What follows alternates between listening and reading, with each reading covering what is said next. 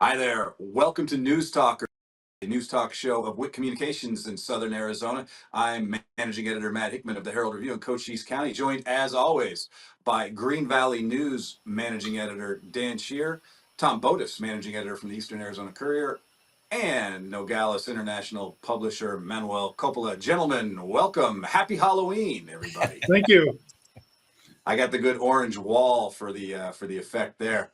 You know, it's the season of ghosts and ghouls, and it's also the season of election. We are just literally days away from what I think we would all agree is the most anticipated election in our lifetimes. We definitely want to kick off with that and talk a little bit about some of the things that are going up in the run up here, how things are looking, what early turnout is looking like. Are there any snafus or issues with the local election department? Dan, let's kick it off in your neck of the woods there. Green Valley, Sahuarita. What's the buzz like, and have there been any issues? Talking to people for about the last week, and the word that keeps coming up is that they are exhausted. They're exhausted by all the ads they get in the mail, all the commercials on TV, all the lies, the deceptions. One quote from one of our readers was "You can't fight lies with the truth," which is really a sad quote if you think about it. But as we talk to people about how the election season has played out, most of them at this point are just glad it's over. We'll see where the chips fall on Tuesday, and I think everyone just wants to move on. Yeah, obviously Arizona being a battleground state on the presidential level, Senate's a big deal as well. I guess this is a question to ask people. Do you think that have we reached a point maybe that in 2024 here where they've now gone too far with negative and vitriolic advertising that it could actually be biting back some candidates this time around? Well, I don't know how much farther they can take it short of open gunfire. So I'm pretty. Speaking of that, out in Graham County, Greenlee County, what's the move? Well, I mean, I think the sentiments out here surprisingly are is the same as they are everywhere else. We're just kind of getting tired of it. I spoke with one of our supervisors the other day, and and he's hardcore Republican, Trump supporter, and all that, but he's pretty much over this by this point. And this is a highly conservative area, so I pretty much know how the voting is going to go without seeing it. But it's tiresome, and it's got nasty here too. You had a lot of sabotage of political signs and things like that going on. And you've had, I've talked to some Democrats here who had some kids accosting them at an event and it's just, it's really been nasty, and it gets more and more unpleasant all the time. Interesting comment from a guy just today I was speaking to this morning, and he says the media have placed an outsized importance on the president's race. Not that what the president does doesn't affect us, but really it's those local races that are going to have a bigger impact on your life, and we should be focusing more on those as media. And I think he's right to a point, is that we keep saying Harris said this and Trump responded with this and on all this. Again, an important race, but have we put so much importance on it that it has now become like a soap opera that people tune into every day and are now tired of? Yeah. It's interesting you should say that, Dan. This morning I was listening to a report. He's a reporter out of the LA Times. He's doing a piece on Morenci and the area up by Utah. And he noticed that there were very few presidential or Trump versus Harris signage, but more local election flyers and stickers and all that sort of thing. And he asked somebody, and they said exactly that. It's the local races that really impact us, or we can have a more effective impact on those candidates than we can on the president. And so I think that says a lot. I think I've seen the same here in Nogales. So far in Nogales, we've got 9,036 early ballots cast out of the 22,200 early ballot voters. and out of a total pool of 33,000 voters. So they're energized, but yeah, they want to get over with this. Yeah, one race I was kind of curious out in your area there that we share that the Douglas part of our market shares is the race for Raul Grijalva's CD7 race with Daniel Gutierrez. I see Daniel Gutierrez doing a lot of advertising. He's advertising in the Nogales International, among other places. He's pushing pretty hard. Is he making any inroads that you're seeing, Manuel?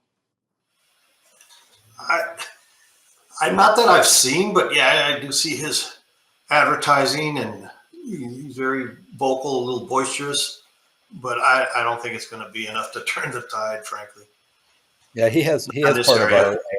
Yeah, he has part of our area up here, and he's done some national interviews, and so he's getting a lot of ink and a lot of airtime, more than you would think he would. But the Democratic advantage in that district is so overwhelming. I don't think Grijalva has much to worry about. Yeah, and I just tying in finally to CD6, where Juan Ciscomani is the current Congress member that we share. The Tom and Dan and us here in Cochise County, we share Juan Ciscomani. He's getting, he's in another tough race with Kirsten Engel, and this kind of, I think, segues into our second topic that we want to talk about today. Kirsten Engel kind of making a move out here in Cochise County, Graham County as well, trying to make a push about water. Because that's something that, Ciscomani, it's not really a strong suit of his. It's not a really Republican issue.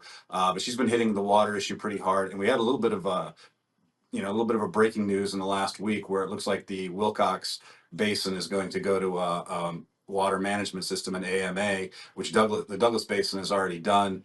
There's been a lot of resistance to that because, pro-growth groups don't necessarily want to have tight controls on water.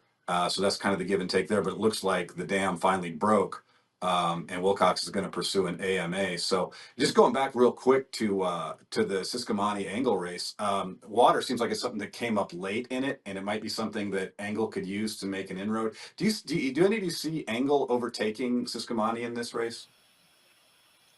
I don't really know what the polling numbers are. I haven't watched it, but I've had the impression that it was a pretty tight race because it was tight before, and I know Ciscomani has a huge advantage in the rural areas, but he's not as strong in Tucson, and that's where Engel seems to pick up a lot of votes. I don't know. I'm very interested in see how this one turns out. It seems to me, though, I haven't really heard her talking about water as much as I've heard her beating the drum on abortion. Right, but that might be the issue that's going to help her, and that was the fear of the Ciscomani campaign early on, was that Prop 139, which would enshrine abortion rights into the state constitution, would draw a lot more women out, and that she would have an advantage in CD6. So we'll see if that actually happens. But I think they're making a mistake of thinking that all women walk in lockstep when it comes to the abortion issue, because I know a lot of them who have told me they're coming out to vote against Prop 139. So we'll see how that happens. But I agree, her pivot to water and other issues that are of greater interest to her constituents has come very late in the race. I don't know how that's going to work for her. Yeah, I mean, it could help her a little bit in, she doesn't need that many more votes, but if she can get a better turnout in Cochise and Graham, that would help her, get over that 5,000 vote separation they had last time. Let's go around the horn real quick, and we'll talk a little bit more about water. But Ciscomani Engel, who do you think wins it? Dan, who do you think wins that? I think he's going to take it this time, and I think what is going to play in his favor is that he truly has worked across the aisle and has done some substantive work during his first term the last couple of years. So he was running on a record this time, and I think he might, he might win it this time. But there could be a surprise. Yeah, I think that the whole immigration thing that came up late in the campaign, I don't think he's adequately responded to that as far as the origins of his wife's immigrant parents and his. I've not heard an effective response. I don't know if that's just now water under the bridge or if that's going to stick in people's minds. That could hurt him. And Manuel, you know what? That brings up the point of, is he running the campaign or is the campaign running the campaign? They always say that, the candidates leading the charge, but a lot of times they're encouraged to not talk about certain issues, and they know they could do it well, but they're told no, just don't go in that direction. So I think they have handlers and they listen to them a lot, and I think a lot of times to their detriment. Yeah, you know, the Good point. last week in Sierra Vista here, we had a celebrity visit from House Speaker Mike Johnson, who showed up at a local bar, Doc's Watering Hole, for an event for Ciscomani. Very interesting event. Johnson gets up there, he's up on stage, very charismatic. And he talks about how they don't send the Speaker of the House out to just any race. They send it out to this is a big race. This is one the Republicans are really worried about. Ciscomani spoke very little. He only spoke at the end, brought all 6 of his kids and his wife on stage, and said very little about the campaign or any issues or anything related to that. It was really Mike Johnson coming there to give him a boost. And that this event actually caused kind of a rift in Cochise County, especially among Democrats and some independents who are upset that certain sort of Democrat or nonpartisan municipal and county leaders were present and getting their picture taken with Mike Johnson, which is, you know, you take that for what it's worth. But it was interesting that, you know, that the Republicans are very concerned, obviously, about Ciscomani, to have Mike Johnson come out here and give him this boost. Well, Ciscomani has Graham County pretty much locked up, but they like him a lot here. But like I say, in fact, I don't know how many times Engel's visited here, but it's not been that many. But Ciscomani regularly comes out here. He's in the parades and everything else. So he's got a strong following here. And obviously, him being on the Appropriations Committee, he's been playing that card a lot, and for good reason. That's a big deal. So, and he's actually, you know, I know here he's done a lot as far as getting money here. So that's helped him strengthen his base here a lot. So he's got this area sewed up, but like I say, I don't know what's going to happen in the urban areas, because that's where he loses support. Yeah, I mean, I'll pick Ciscomani to win. I think it's going to be about as close as last time. I don't know that. I think Ciscomani does enough. It's a really difficult district to try to sit on both sides of, to serve 2 masters there, and I can't imagine anybody doing a much better job of that than the way Ciscomani does. You know, he touts himself as the most bipartisan member of the Arizona delegation. So I'm going to stick with Ciscomani, but I think it's going to be about as tight as last time. But if we move on, let's move on to we got some interesting stuff happening on the border and at the ports, especially Nogales and Douglas, which you know, includes Santa Cruz County, Cochise County, where our papers are at. I know there's a lot of obviously there's a huge project to renovate the port, the Castro port at Douglas. It's supposed to be completed by 2028. Could make, they say, Douglas the biggest transport place on the border this side of Tijuana. Big deal there, but also some stuff happening in Nogales at the Deconcini port. Can you give us a little update on what's going on there, Manuel? Sure. At this point, it's all conceptual, but they're starting to sound very serious about it. But we're talking years down the road, if not decade. They want to revamp the Deconcini port of entry, which was ill-designed in the first place, and it's just an eyesore and not very conducive to cross-border traffic.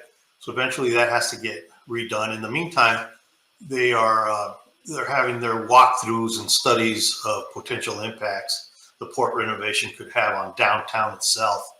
I don't know if you are familiar with the Mariposa port of entry. It's a commercial port of entry. It's one of the largest and in Arizona. And they're talking about a similar footprint downtown, which would necessarily mean the demolition of some historic buildings. And that's got people up in arms a little bit. So we'll see how that all plays out. Maybe they can incorporate that old architecture into the new design. I don't know, but it's going to be a while before we see a new port of entry downtown, unlike with the Castro. Yeah, there's a real hope in Douglas that this is going to basically save Douglas. I mean, it's been economically depressed since the mines left, basically. You know, and they're really counting on this to not only bring in a bunch of jobs to build the port, but to really make, like, you know, you talk about a commercial port and a place where you have a lot of activity to renovate downtown and have lasting lasting economic benefit. They've already gotten, and a lot of people have their doubts that this is ever going to happen, but they're getting the grants, the money's coming in. Right now, the biggest hiccup to anything really happening is the connector road that would, essentially go from the highway to the checkpoint. They keep kicking that can down the road, but you got to figure with all the money they've already poured into it that they'll figure that one out one way or another. But it really is, Douglas's future is entirely riding on the success of this port of entry. I hope they're not overestimating that. It'll be years before you see some actual economic development spring out of this whole project. And I can tell you from experience in Nogales, we too had high hopes for the Mariposa Port of Entry. We're having a record number of commercial truck crossings, but they drive right past through for the most part. And it's all well and good for maybe the trade folks, but locally it hasn't made a big dent in our economy. Conversation piece with economic Well, development. How can you, as a port city, make money? Who knows? It's probably a conversation for another time. In a past life, I worked very near the Mexicali port of entry, and or the Calexico port of entry rather, and most of that economic benefit skipped over Calexico, went into farther north in El Centro. So, yeah, it's not a given that just because you have it, you'll get the benefit where you think you will. Yeah, I mean, of course, Mexico has surpassed China as our #1 trading partner, if I'm not mistaken. So there's that optimism. All right. Well, I think we've had an interesting subject here on Halloween, getting ready for Election Day. Maybe why don't we go around the horn one time? And one thing that'll be worth bringing up is we didn't really talk on any problems you guys have had with elections. And I'll give you a little sample we've had here, because Cochise County is always famous for having one problem or another regarding elections. The latest one starts in Douglas. It's county related. County Board of Supervisors 2. They last week it was discovered that they sent out the wrong ballots to 118 voters. The ballots did not include an option for the Board of Supervisor race there. Voting on, which is a Douglas native versus a Bisbee native. So to lose 118 Douglas votes in a race that's going to be decided by no more than a few hundred is very troubling. Lisa Mara, the state director of elections, came down, formerly the Cochise director of elections, who sued the county, and that's another story, before she left. So that is an ongoing mess. They ran the machines again, and now they say they worked fine. How they're going to get these 118 ballots back to these people to re-vote essentially on one race is anyone's guess, but we still don't have an answer for that for sure at this point. Any irregularities going on in where you guys are at? We had one up here. More than 500 ballots were almost sent out that had people in the wrong school district. Now they caught that and people received the correct ballot. However, those we checked back, and those incorrect ballots did go out in the 2022 election, and we had a school board race that one seat was decided by around 100 votes. And so this having people in the incorrect school district could have affected that election in 2022. At this point, you just say, oh, well, which is unfortunate, but a small number there can really have a big impact.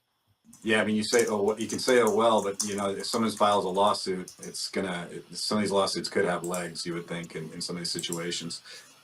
Absolutely. Anything strange? Yeah. Anything strange going on in the Graham Greenlee area out there, voting wise, Tom? Not that it's come to my attention. It's been pretty smooth sailing so far, but it's still early. Yeah. Yeah. All right. We had some reports of ballots not getting out on time, but it didn't bear out. So I think it's been pretty good down here so far with the new recorder. Yeah.